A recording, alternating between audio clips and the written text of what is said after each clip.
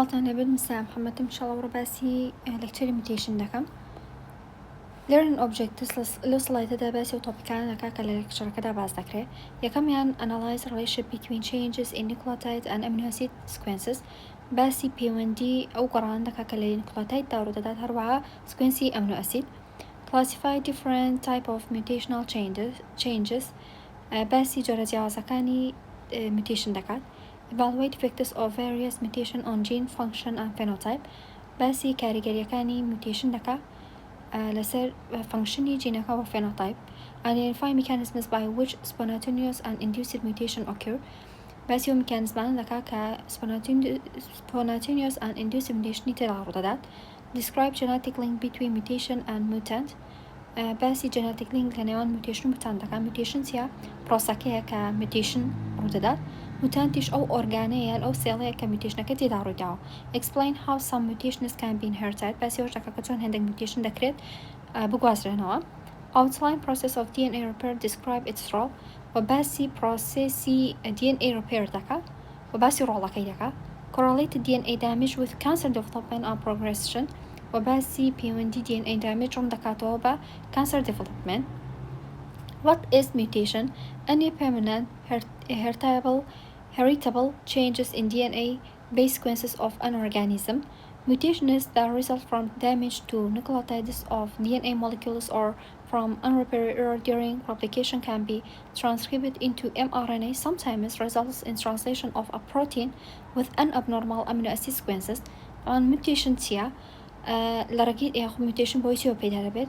بۆی دامجێکەوە پێدا دەبێت لە نوکلۆتایدەکانی DNA دا، واتە کاتێک با بڵێن سکوێنسی نوکلۆتایدەکان لە DNA دا دامج دەبێت یاخود با بڵێن ئێرۆرێک لە ڕپلیکیشنی DNA دا ڕوودەدات و چاک ناکرێتەوە. unrepaired error during replication چاک ناکرێتەوە کاتە ئەو DNA کە ئەبنۆرماڵە ترانسکریبت دەبێت بۆ mRNA لێ دروست دەبێت و دواتر ئەو mRNA translation دەبێت بۆ دروستبوونی پرۆتین، کاتە پرۆتینەکەمان ئەبنۆرماڵە و فانکشنەکەی بەباشی لە خانەکەدا جێبەجێ ناکات، کاتە و کاتە mutation ڕوویداوە.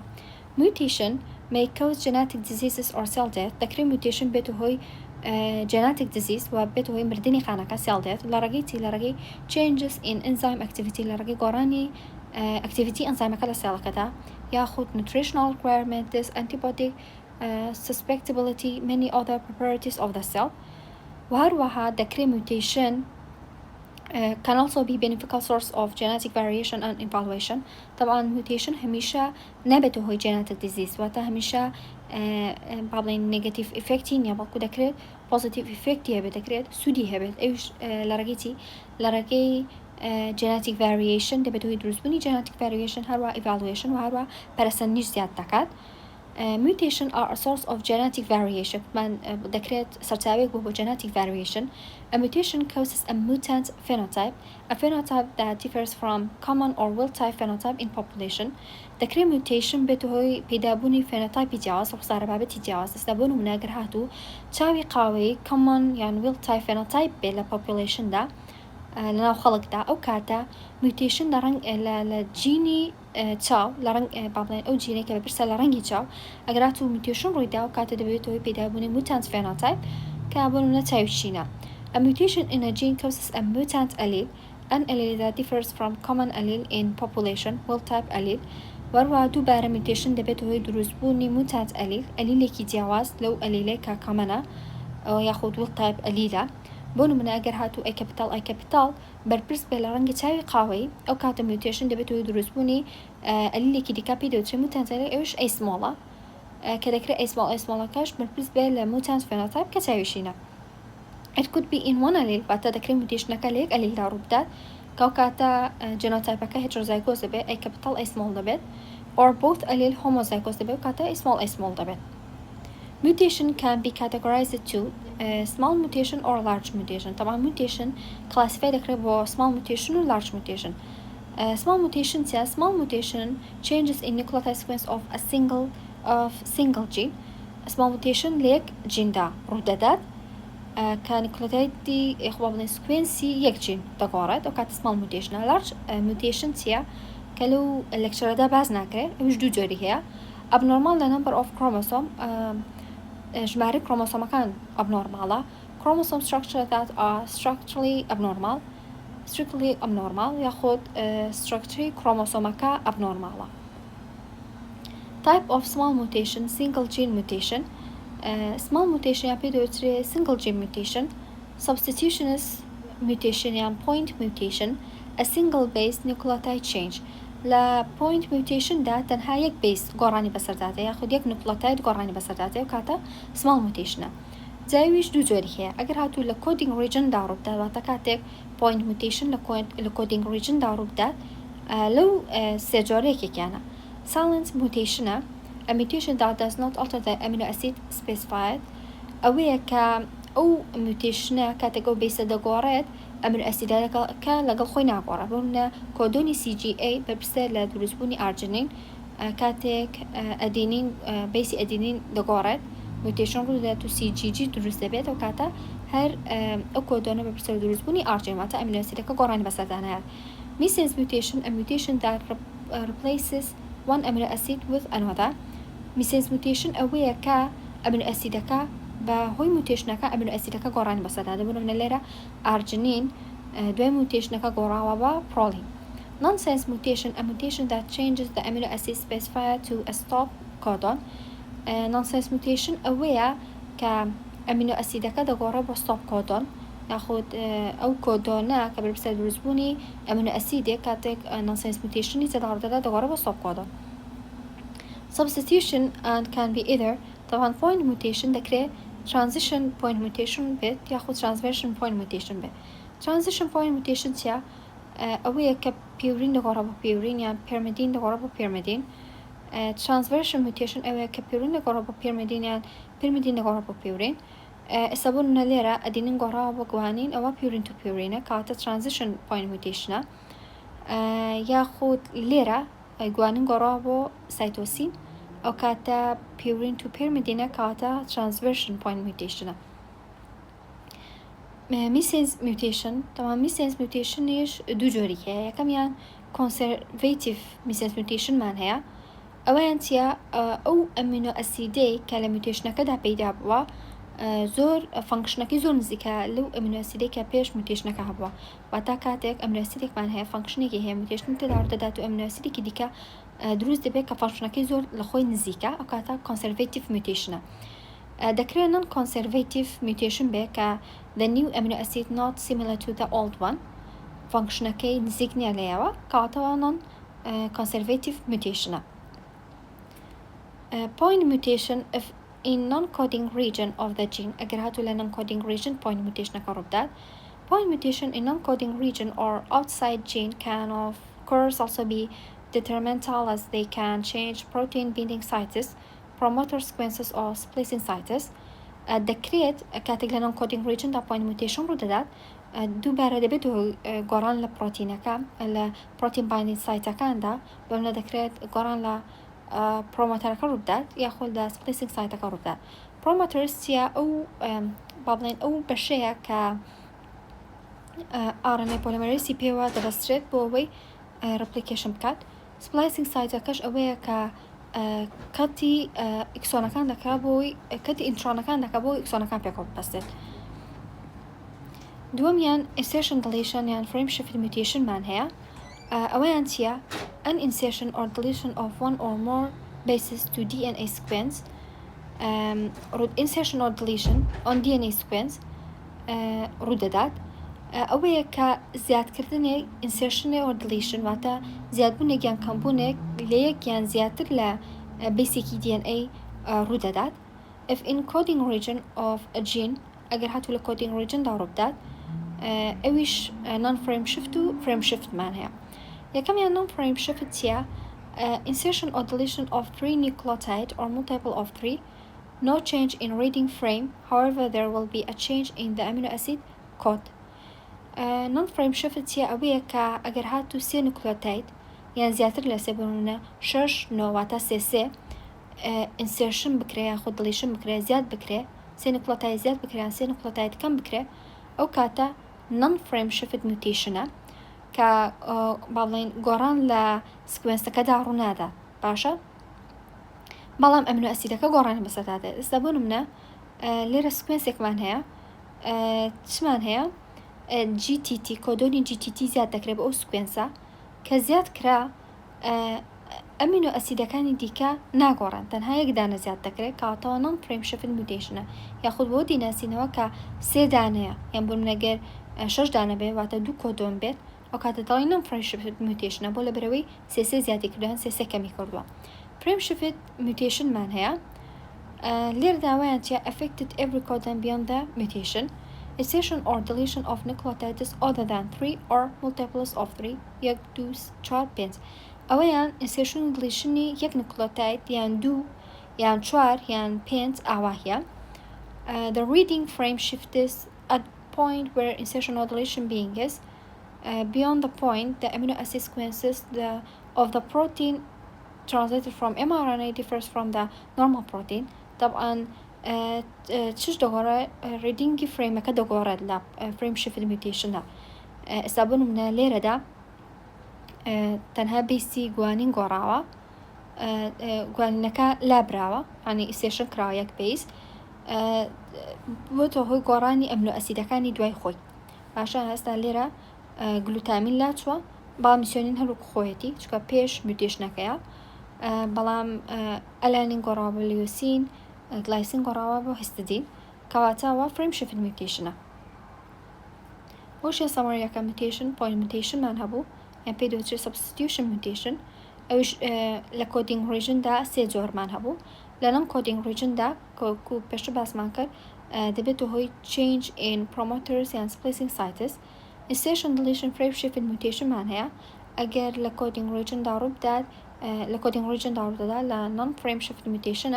ياخد frame shift mutation تمبرسارك من هيا ليرا يكميان a type of mutation that affect every codon beyond the point mutation دڵا ئەو موتیشنەتیە کە کاریگەری دەبێت بە هەموو کۆدۆنەکان لە دوای ئەوەی ئەو خاڵی کە موتیشنەکەی تێداڕێداوە ئێستا بۆ نمونەوە سکوێنسێک بێ لێرەدا موتیشن ڕووبدا کاریگەری لەسەر هەموو کۆدۆنەکانی دوای خۆی دەبێت وەکو پێشتر باسمان کرد frame shift mutation A non-conservative mutation is one in which non-conservative mutation missense mutation دوو جۆرە conservative و non-conservative هەیە non-conservative ئەوەیە کە ئەمینۆ ئەسیدەکە not the same the amino acid before واتە دوو ئەمینۆ ئەسیدەکە فانکشنەکان وەکو یەک نییە the new amino acid has different biochemical properties than the original one which type of mutation result in the sickle cell disease phenotype mutation results in glutamate دەگۆڕە بۆ valine طبعا دواتر باسی دەکەین sickle cell disease a single nucleotide change point mutation بۆی point mutation ڕوودەدات that amino acid change in functional not similar to the old one non-conservative کاتە non-conservative missense mutation effect of mutation با بڵێن کاریگەریەکانی mutation دەبێتە هۆی دروستبوونی دیزیز مان mutation دەکرێت باش و دەکرێت خراپ بێ کەوەش پشت دەبەستێت بە تایپی موتیشنەکە و لۆکیشنی موتیشن لە جینەکەدا لێرەدا بە چەند کوێشنێک دەست پێ بکە coding region or regulatory region واتە کاتێک موتیشنێکمان هەبوو دەبزانین کە لە coding region دا ڕوویداوە یاخود لە regulatory region ڕوویداوە ئەگەر لە coding region بێ point mutationە چ جۆرێکی point mutationە silence missense یان nonsense deletion or insertion if not so it's frame shift ئەگەر لە regulatory region بێ واتە لە non-coding region بێ کە دەبێت گۆڕانی پرۆمۆتەرەکان و splicing سایتەکان ئەو لێکچەرە ئەو سلایدە گرینگە تاپەکانی موتیشن ڕوون دەکاتەوە لێرەدا ئەو بەشەی coding regionە لێرەش non-coding region و کاریگەری لەسەر ئەو پرۆتینە و ئەو ئێگزامپڵانێکە لەسەر دیزیزەکە هەمانە بۆ منە silent mutation new codon specified same amino acid کۆدۆنەکە دەگۆڕە بەڵام ئەمینۆ ئەسیدەکە ناگۆڕێت پرۆتینەکە هیچ کاریگەری لەسەر پرۆتینەکە نابێت لە بەرەوەی ئەمینۆ ئەسیدەکە نەگۆڕاوە و هیچ دیزیزێکیش نییە کە بۆی ئەو موتیشنەوە ڕوویدابێت missense mutation a new codon specifies different amino acid طبعا کۆدۆنە نوێیەکە ئەمینۆ ئەسیدەیەکی نوێ دروست دەکات possible decrease in function, variable defects in depends on chemical properties of the new amino acid. طبعا فانكشنی پروتینەکە تۆزێک گۆڕانی بەسەردادێت کۆش پشت دەبەستێت بەو ئەمینۆ ئەسیدێکە دروست بووە لە میوتیشنەکە. It's either conservative or non-conservative. طبعا missense mutation دەکرێت conservative یان non-conservative بێ.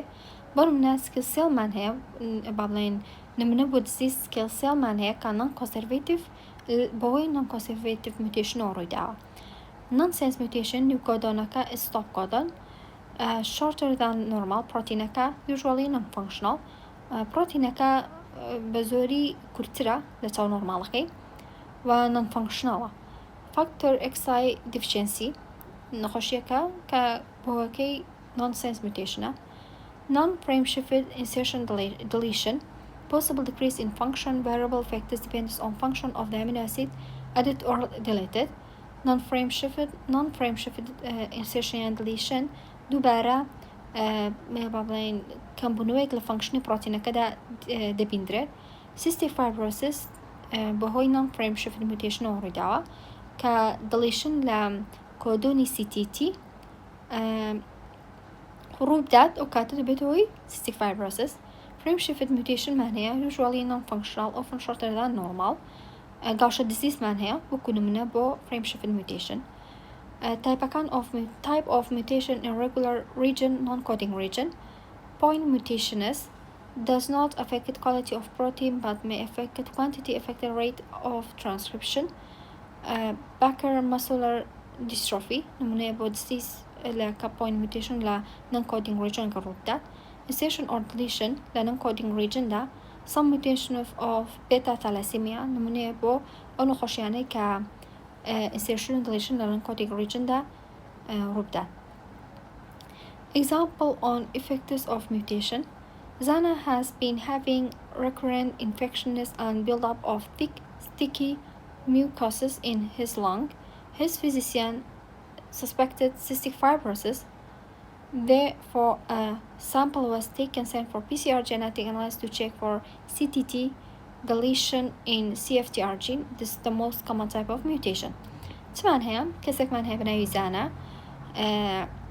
چی هەیە thick and sticky mucus in his lung هەست بە وەکو بەڵغەمێکی قورس دەکات لە لەنگیدا لە سیەکانیدا و چاودێرەکەی پێشبینەوەی کردووە کە cystic fibrosis هەبێت بۆیە سامپڵێکی لێوەرگیرا و نێرژراوە بۆ PCR genetic analysis بۆ ئەوەی سەیری کۆدۆنی CTT بکە دڵیشنی بزانێت کە ئایا CTT دڵیشنی بەسەرداهاتووە لە جینی CFTR چکە ئەو CFTR جین بەرپرسە لە نەخۆشی cystic fibrosis. بۆچی کۆدۆنی CTT لەبەرەوەی this is the most common type of mutation. طبعا CTT deletion یەکێکە لە باوترین جۆرەکانی mutation لە جینی CFTR دا. CFTR gene encoded for a transmembrane protein in the maintaining the balance of salt and water on many cell surfaces in the body including lung. طبعا جيني CFTR بەرپرسە لە کۆدکردنی پرۆتینێک کە پارێزگاری لە باڵانسی ئاو خوێ دەکات لە زۆربەی سێڵەکان لە بەدیدا لە لەشدا بۆ نمونە لەنگ لە سیەکاندا. ئێستا بۆ نمونە ئەگەر کەسەکەی هێڵثی بێ لە healthy individual ئەمینۆ ئەسید سکوێنسەکەی بۆ شێوەیە ئەوە با بڵێن کۆدۆنی CTTە ئەگەر با بڵێن cystic fibrosis هەبێت ئەو کاتە deletion لە CTT ڕوو دەدات ئێستا لێرەدا نەماوە. CFTR پرۆتینەکە ینی کۆدۆنی CFTR بەرپرسە لە دروستکردنی ئەمینۆ ئەسیدی فێنال ئەلانین کەواتە و پرۆتینە بەرپرسە لە باڵانسی خوێ و ئاو. non-functional ئەگەر هاتوو CFTR هەبێ cystic fibrosis هەبێ ئەو کاتە فێنال ئەلانینمان نییە و کاتە پرۆتینەکەش abnormal دروست دەبێت. Although more than 1,000 mutations are identified in CFTR gene, why the doctor asked for CTT deletion? دەڵێ بۆچی لە چاو هەموو کۆدۆنەکان دکتۆرەکە داوای دڵیشتنی CTT کرد لەبەرەوەی because it's the most common type of mutation in CFTR gene لەبەرەوەی باوترین جۆری mutation لە CFTR gene دا. Is the CTT deletion a frame shift or non-frame shift mutation? طبعا لەبەرەوەی سێ بيسا كواتا non-frame shift mutation لبروي سي نقلتين وراء. Why the loss of CTT phenylalanine in the protein sequence of that clinical significance? Because it is encoded for a protein transmembrane that counterbalance وراء salt in cell. پرسیاری دیو ئی پەیوەندی بۆ لەکچەرەوە لە لەکچەرەکانی داهاتوو دەخوێندرێ بەڵام وەڵامەکەم بۆ داناوم دەتوان بە خۆتان سەیریکەن. کوێشنێکی دیکەمان هەیە کەیسێکی دیکەمان هەیە ئازاد was tested for beta thalassemia. beta thalassemia شوکو پێشتر لەسەرەوە باسمان کرد. beta thalassemia بۆی چێوەیە بۆی insertion یان deletionە لە non-coding region ڕوودەدات. His DNA sample was sequences for beta globin gene. The gel shown below is for the region that normal mutant sample. Azad sample is different. The mutation is homozygous to sclerosis. طبعا sample كي داوا داني كي normal و mutantaka كي أزادا طوي أزا زوجيازا. If mutation is in non-coding region أجر mutationaka ل non-coding region بيت prevent production of beta globin protein دكا.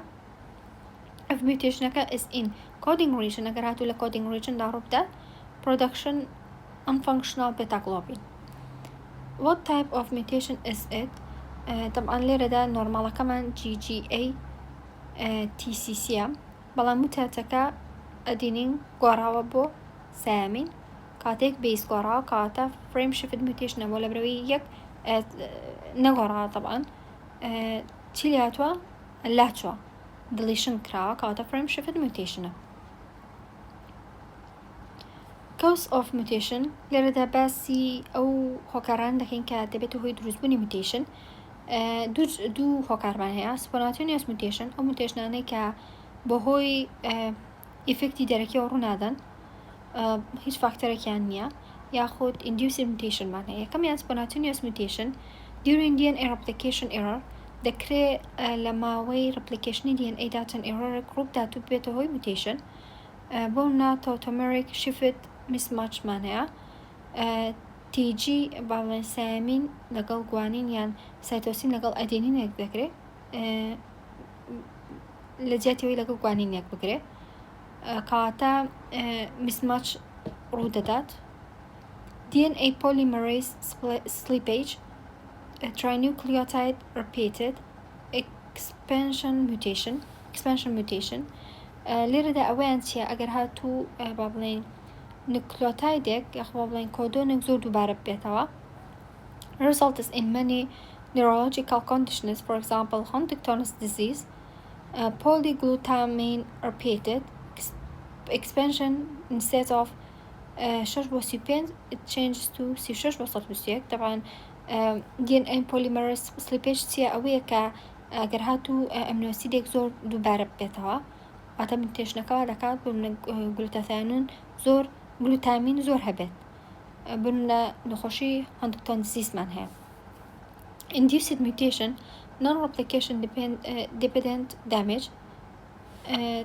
Induced mutation چیە پەیوەندی بە replicationی DNA نیە بەڵکو فاکتەری کەمان هەیە دەرەکی کە دەبێتەوە هۆی mutation بۆ منە radiationمان هەیە کیمیکالمان هەیە یاخۆ infection agentەکانمان هەیە.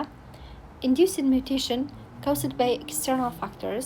In addition to spontaneous mutation, problems may arise from DNA damage by mutagenes, chemical produced in cell, inhaled or absorbed from environment that causes mutations either directly or indirectly.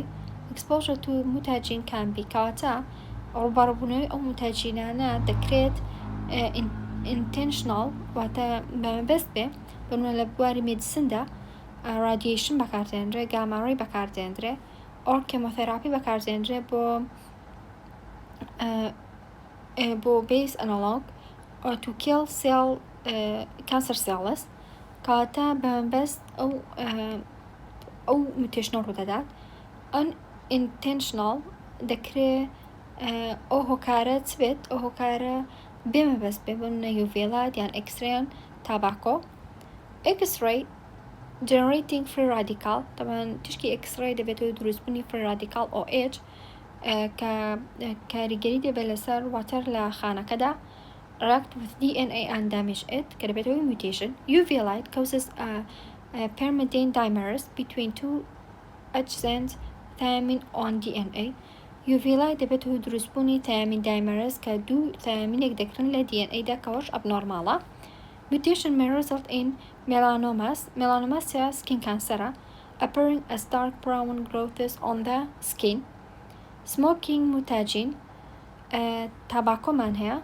cigarettes and shisha when it burns from a bulky compound being to guanine prevent guanine and cytosine base pairing كوش دبارة دبتو mutation كديكا mutation can be affected chromosomes in somatic cell called somatic mutation دكلا somatic somatic cell كان ده mutation ربطة بدو يتري somatic mutation كاوا inherited نيناك واسرتها are passed on to successive generations of cells but only within an organism وتا تنها لناوي خانة كدا رددات لناوي organism كدا رددات horizontal transmission وتا بو offspring كان ناك واسرتها gametes called germline mutation inherited to offsprings inherited transmitted to offspring vertical transmission of hereditary disease أول شيء أنتيا أجر هاتو germline mutation بيت أو كانت تتقاسرته بو offspring كان it's become apparent that number of diseases perhaps most cancers are due to combined effects of vertical as well as horizontal transmission of induced mutation طبعا هندي كانسر معناها كلركي vertical و horizontal mutation ورداء how our cells deal with these all errors mutagenous exposure on a daily basis DNA repair mechanism ليرة وباسي DNA repair mechanism دكي كتشون جستر وبري أو mutation أنا دبتوا identifying repair mechanisms mutations is unavoidable both normal metabolic activities in human cell and environmental factors can cause DNA damage طبعا أو activity يعني كلا سيلي ليش دارو دادات هروها environmental factor كان يجدب نهو DNA damage it is crucial to identify repair damages cell has several highly conserved mechanisms in place to check and repair the genetic code طبعا هر خانيك ميكانيزم تابع بخوي هي بو check و repair genetic code كامكا during DNA replication or after completion of replication لما وي دوين بني DNA ياخد دوي طابوني replication mutations happen very frequently but are being recognized and repaired very frequently too failure of DNA repair can have serious consequences to cell can cause disease طبعا بابلين failure ل DNA repair دا أجراتو كشكل شكستك ل DNA repair ربدات أو كاتا دبته هوي disease بيدابوني نخوشي during DNA replication لما وي DNA replication دكريت تب بكرير repair بكريت proofreading by DNA polymerase طبعا DNA polymerase أركيتيا proofreading هو حين ذكرتني بكردي additional activities occur during replication include proofreading and DNA repair لما هو replication DNA دا create proofreading ربدا ياخد DNA repair ربدا poly delta also has the 3 to 5 poly beta also has the 3 to 5 exonuclease activity required for proofreading طبعا أو أنزيم بيوستي ب 3 to 5 exonuclease activity هي بو وكاري proofreading كابكات enzymes that catalyze repair of mechanism bases are also present طبعا جعلوا كأو أنزيم ما بيوستا أنزيم اللي كاش بيوستا بووي كاري تاكنو كأنزيم ده eukaryotic replication occur within high fidelity approximately one mispairing occur for every double-twined nucleotides incorporate into growing DNA chain طبعا لا eukaryotic cell كان ده أو chain جا ياخد mutation زوبا كامل رددات repairing mechanisms There is a collection of processes by which a cell There's a collection of processes by which a cell identifies and corrects damage to DNA molecule. These are excision repair and mismatch repair. طبعا هما دو ميكانيزمان هي كتيدا بيان دوتريم repair mechanism. Excision repair man هي cut out damaged part, replace it with a right one أو part كدامج و cut دكريتو replace دكري بدانيكي إنوي چاکراو که nucleotide excision repair و base excision repair man هەیە هەروەها mismatch repair man هەیە کە error لە base pairing دا ڕووی داوە چاک دەکرێت لێرەدا نمونەیەکی داوە منە کاتێک DNA کەمان دامج دەبێت ئەو بەشە کات دەکرێت کە دامجەکەی تێدا ڕووی داوە و replace دەکێت بە دانەیەکی باشتر و DNA کە نۆرمال دەبێت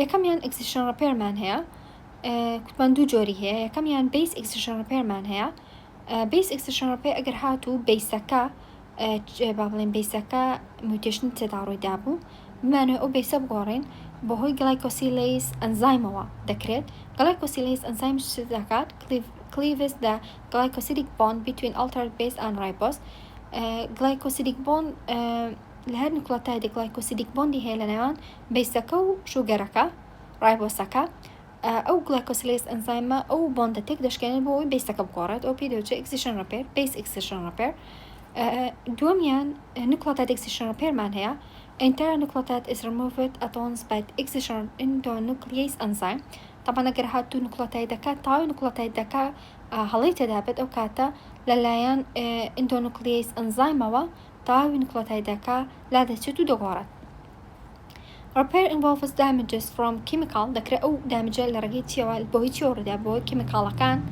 جگەریتس UV light in sunlight کە دەبێت و دروستبوونی thiamine dimers or oxidative damage from free radical by X-ray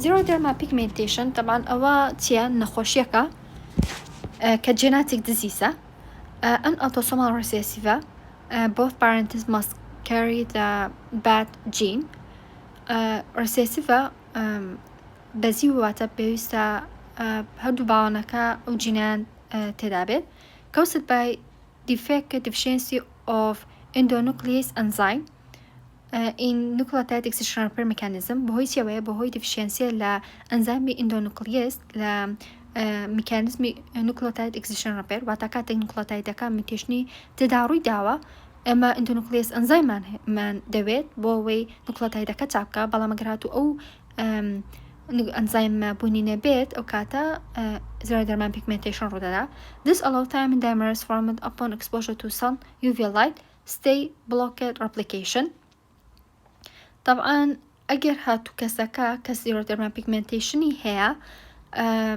بە UV light بکەوێت ئەو کاتە thiamine dimers دروست دەبێت لە لەشی ئەو کەسەدا ولەبەرەوەی ئەنزیمەکەی نییە کە چاکی بکات ئەو ئیرەرە ئەو کاتە ئەو thiamine dimersە دەمێنێتەوە و بلۆکی replication دەکات In normal individual usually repair mechanisms correct this damage کەسەکە نۆرمال بێت ئەنزیمەکەی هەبێت ئەو کێشەیە چارەسەر دەکرێت دامجەکە چاک دەکرێت لەلایەن ئەنزایمەکەەوە کە endonuclease ئەنزایمە Cancer rarely occur cancer ڕوونادات بەڵام in xeroderma pigmentation cancer is extremely common inability to repair DNA frequency of mutation increases cancer develops on oncogenes or tumor suppression gene mutate طبعا لێرەدا ئێستا لێرەدا UV light هەیە بۆتە هۆی دروستبوونی thiamine dimers ئەگەر کەسەکە endonuclease ئەنزایمی هەبێت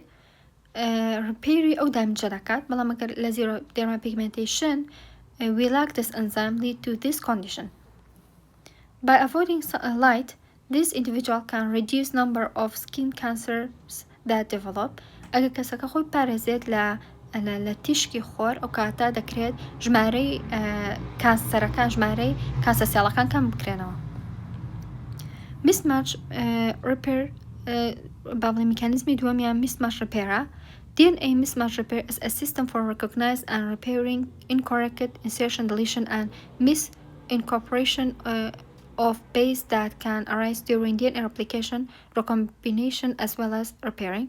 طبعا ميكانيزمی دووەمیان mismatch repair کەەوەشیان بەکار سیستەمەکە بەکاردێنرێ بۆ ناسینەوە و چاکردنەوەی ئەو میوتیشنانە کە لە DNA دا ڕوودەدەن. mismatch bases کاتێ ئەگەر ڕوو بدات بۆ نمونە ئەدینین لەگەڵ سایتۆسین یەک بگرێت لە جاتەوەی لەگەڵ سایامین یەک بگرێت یاخۆ بۆ نمونە سایتۆسین لەگەڵ گوانین لەگەڵ ئەدینین یەک دەکرێت لە جاتەوەی لەگەڵ گوانین یەک بگرێت. are recognized by enzymes of mismatch repair system. لەو سیستەمەدا ئەگەر هاتوو هەڵەیەکی وا ڕوویدا ئەو کاتە لەلایەن ئەنزایمەکانی ئەو سیستەمە دەناسرێتەوە. ئەنزایمەکان بریتین لە MLH1 کە یەکێکە لە ئەنزایمە سەرەکیەکانی mismatch repair system. هەروەها پرۆتینی کەمان هەیە کە بەشدارن لەو سیستەمە. ئەو هەڵەیە دەناسنەوە و چاکی دەکەنەوە. هەردایەتی non-polyposis colorectal cancerمان هەیە HNPCC. ئەوشیان چیەوەشیان دیزیزێکی دیکەیە کە بەهۆی میوتیشنەوە ڕوودەدا genetic autosomal dominant related to DNA mismatch repair system پەیوەندی بە mismatch repair systemەوە هەیە. also called Lynch syndrome. طبعا ئەو نەخۆشە پێی دەوترێت Lynch syndrome. an autosomal dominant inheritance autosomal dominanta caused by mutations in one of the gene of DNA mismatch repair system mainly MLH1 gene. بەهۆی چێوەیە بەهۆی میوتیشنەوەیە لە جینی MLH1 کە یەکێکە لەو ئەنزایمانەی کە لە میکانیزمی mismatch repair systemدا ڕۆڵی خۆی هەیە. MLH1 mutation confers a markedly increased risk for various type of cancer, particularly of colon and endometrium. طبعا MLH1 mutation لە جینی MLH1 دەبێت increase ریسکی چ دەکا؟ دەبێت هۆی بەرزبوونەوەی ریسکی تایپەکانی ئۆف کانسەر، دەبێت هۆی بەرزبوونەوە ریسکیەوەی کە کەسەکە تووشی کانسەر بێت بە تایبەتی کۆڵۆن و ئیندۆمێتریۆم. سامەریمان هەیە کە دەتوانین بۆ خۆت بخوێنیەوە و سوودی لێ ببینی و سوپاس.